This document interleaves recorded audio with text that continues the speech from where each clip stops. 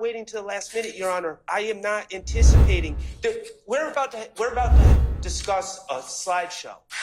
Focus. We ain't got to that yet. All right. Focus. Detective Thorpe, his brain was the size of a squirrel brain. So you can just tell him anything, he gonna go for it. Your Honor, at this time, the state's going to ask permission to treat Mr. Copeland as a hostile witness. I know what I'm talking about. Okay, I'm so sorry. She's frustrating me. You ready? Okay, you listen? All right. At this point, I'm going to admonish and rebuke you, Miss Love, to pay careful attention to how you ask questions. Who gave you the information? I'd like to know what information happened outside our presence. That's really it. He can go into custody at this point in time. I think that the court needs to again declare a mistrial. Welcome back to my channel. I'm verablunt. I highlight the top moments from the YSL RICO trial. If you love staying up to date with the most intense and shocking moments from the courtroom, you're in the right place. Before we dive in, do me a favor and gently destroy that like button. It really helps the channel.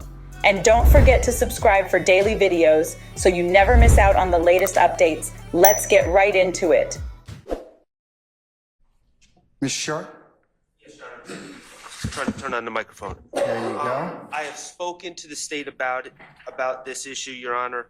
I identified two different, and we're not in agreement. I've identified two different portions of the tape. Overall, it's about a minute and a half that's in dispute. Probably, I believe that there's a hearsay statement at 6:48 of the phone interview. In the car interview, there's just basically what I feel is an argument of future dangerousness that's completely irrelevant, made by investigator Dennis.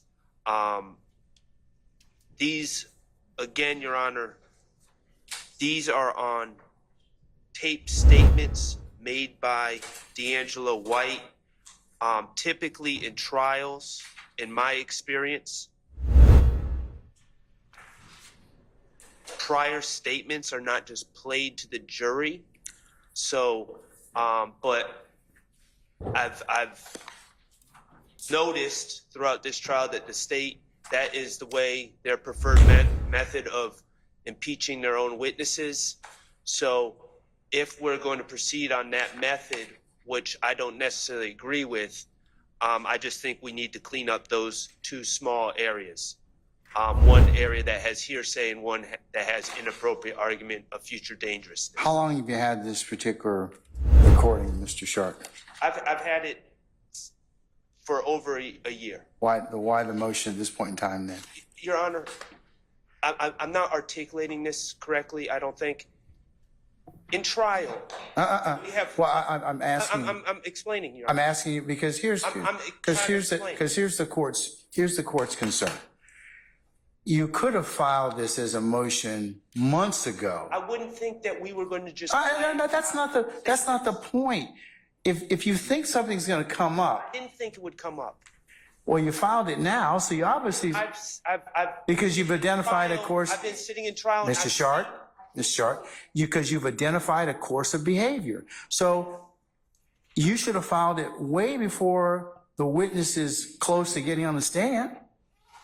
Do you understand that? The witness. Well, let me ask you a question. Let me ask you a question. Do you practice in federal court? No, I don't. But I can tell you, this would not happen. Can I? This would not happen. Okay.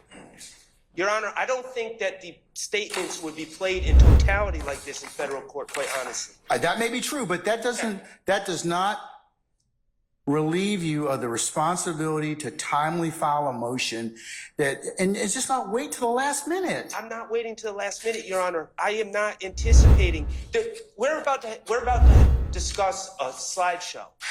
Focus. We ain't got to that yet. All right. Focus. I'm focusing on your behavior at this point in time. I'm not saying to you that the information is not any less invalid, but it's the timing that's a problem. This clip of Jeffrey Williams sneaking to eat in the courtroom is genuinely hilarious and has quickly become a standout moment from the YSL RICO trial. In the video, Mr. Williams can be seen trying to discreetly eat while court proceedings are underway. The humor is amplified when he nervously glances up at the judge, then casually looks over at the camera, almost as if he's aware of being caught, but still trying to play it cool. His subtle expressions and the timing of his movements add to the comedy, making the clip one that followers of the trial can't help but laugh at. What makes the moment even funnier is how relaxed Judge Glanville was in comparison to Judge Whitaker when it came to enforcing rules in the courtroom, especially regarding eating. Judge Glanville, while strict in many legal matters, wasn't as harsh when it came to these small infractions. This allowed for a few lighthearted moments like this one, where Jeffrey's attempt at sneaking food became a source of humor rather than a major courtroom issue. However, the temperature was kind of high in the courtroom at the moment. But it's these little breaks from the otherwise serious nature of the trial that have given the public some memorable moments. I'm glad Jeffrey Williams enjoys those oranges because he won't be eating any steaks no time soon. Let's continue. And at Club Crucial, did you get into a fight with Kel? I don't recall. Okay. Did you tell Detective Thorpe that you got into a fight with Kel at Club Crucial the Monday before Donovan Thomas got killed? I probably did. And did you tell them that was after you were flashing money while you were on the stage? I probably did. I would Detective Thorpe, his brain was the size of a squirrel brain. So you could just tell him anything, he gonna go for it.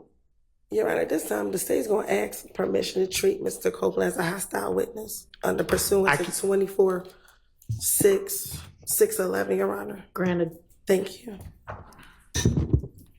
What that mean? Don't worry about it. That's just for her to understand how she can ask the questions. You just continue to answer them truthfully. Isn't it true that in this January 11, 2015 interview that you told Detective Thorpe that at Club Crucial on that Monday before Donovan Thomas was killed that Kel punched you in the back of your head? I don't recall what I told the detective. And isn't it all? I'm sorry. I don't want to cut you off. I don't recall what I told him specifically, however you pronounce it. Okay. And is it also true that after Kel punched you in the back of the head, then other people came and began jumping on you as well?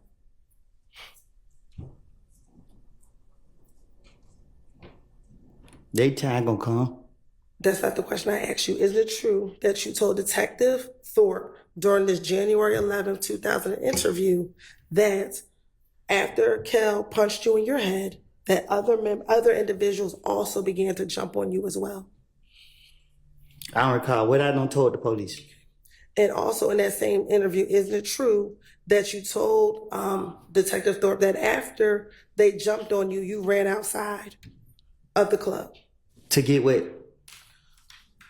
Is it true that you told Detective Thorpe that after they jumped on you, you ran outside of the club? I ain't doing no running. Okay. And is it true that after you ran outside of the club, that you told Detective Thorpe? I ain't doing no running, Miss Hilt. Okay. Well, is that what you told Detective Thorpe? I told you I'd tell him anything. Okay. You want the truth though, but I ain't doing no running. I'm gonna make other people run. All right. And once you went outside of the club, you saw an individual by the name of Bloody J. Did I do something to him? Once you went out the club, did you tell Detective Thorpe that you saw an individual by the name of Bloody J? I don't recall. Okay. And when you saw Bloody J outside, you asked them what was up. Like, why did they beat you up? I don't recall. Okay. And that one of your friends ended up beating up Bloody J. I don't recall. Okay. Then you also told Detective Thorpe that after this incident on Club Crucial, the Monday before Donovan Thomas was killed, you told him about a meeting that you were aware of involving an individual by the name of Mo. Do you recall telling Detective Thorpe about this meeting with a person by the name of Mo? I don't recall.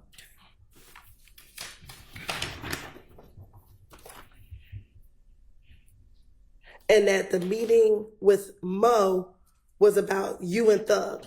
You and Thug were the topic of discussion at this meeting with this individual named Mo. Sound like something else I make up. Okay. And that at the time, Mo is actually in prison. I Okay. don't recall. All right. And that the guy in prison, he's supposed to try to get you and Thug killed. I don't know about Thug, but I'm still here, ain't it? That's not my question. Isn't it true that's what you told Detective Thorpe? Nobody gonna do nothing to me. So do you not remember telling Detective Thorpe that? I done told Detective Thorpe. I don't recall. All right. And that the guy in prison, he's supposed to try to get you and Thug. I don't recall. All right. And that the guy in prison, he's supposed to try to get you and Thug killed. I don't know about Thug, but I'm still here, ain't it? That's not my question. Isn't it true that's what you told Detective Thorpe? Nobody gonna do nothing to me. So do you not remember telling Detective Thorpe that? I done told Detective Thorpe anything. Okay. One of the most funniest moments of the YSL RICO trial so far has to be when Kenneth Copeland, known for his volatile temperament, was labeled a hostile witness by Miss Hilton for naming Detective Thorpe Squirrel Brain. His erratic behavior, combined with the comments he made at times, created unexpected comedic moments. Adding to the humor was Mr. Copeland's reaction when the judge informed him that he was officially labeled as a hostile witness. Clearly taken aback, Copeland looked confused and genuinely concerned as he asked the judge, "What does that mean?" His innocent question in the middle of such a serious moment was pure comedy gold. Another funny element in the trial has been Lil Woody's reaction whenever anyone brings up the incident where he was jumped at Club Crucial. Lil Woody, one of the most dangerous members of YSL, gets visibly irritated whenever this moment from his past is mentioned. It's hilarious because despite his hardened reputation, the memory of being humiliated at the club clearly gets under his skin in a way nothing else does. Watching such a feared gang member become so visibly annoyed over a nightclub scuffle has been one of the most amusing and unexpected parts of the trial. What makes Lil Woody's irritation even funnier is the fact that despite his dangerous history with YSL, he is now free to roam around as he pleases. The irony of this feared gangster being able to live his life freely while his friends sit in Rice Street Jail makes the situation all the more absurd. His exaggerated reaction to something so trivial contrasts with his notorious past, creating one of the most entertaining dynamics in the entire trial. Let's continue. There's my motive. Isn't it true regarding the gambling house shooting, you gave a little more detail during this interview? I'm gonna give details if I'm a victim. Isn't it true that you told them, I kept closing my eyes, but they were shooting behind us and the wall was blocking us. They blocking off the van. It hit through the car, every car in the parking lot. After that, everyone happened to get up. There was kids. There were 4 little boys. They seen Thug and wanted to ride. The little kids, we were looking in the bushes, making sure no one was lying in the bushes. They called the police and stuff. Everyone was wondering where Thug had went, but Thug had already left by the time the police came. See, even you fell for it.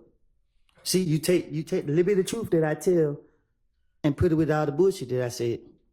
And you're highlighting like you said, the details of it. That really took place, but you're trying to put that with all the fairy tales that I made up. So what part took place? The actual shooting at the gambling house? The shooting, I don't know. I didn't never see somebody shooting at us. But if the police question me, I'm trying to convince them that I know what I'm talking about. So it's easy to say, shell kill. It's easy to put people's name with crimes that, because if he did it, why y'all don't lock him up? If I say I seen him do it, why y'all don't lock him up and charge you for it? So I don't know what or who did what. I just know that I'm trying to convince that these police that I know what I'm talking about. Okay, I'm so sorry. She frustrating me. You ready? Okay, you listen? All right, I'm trying to convince the police that I know what I'm talking about. And the only way I can do that is telling them something that I know that they know. They know that this gambling house got shot up.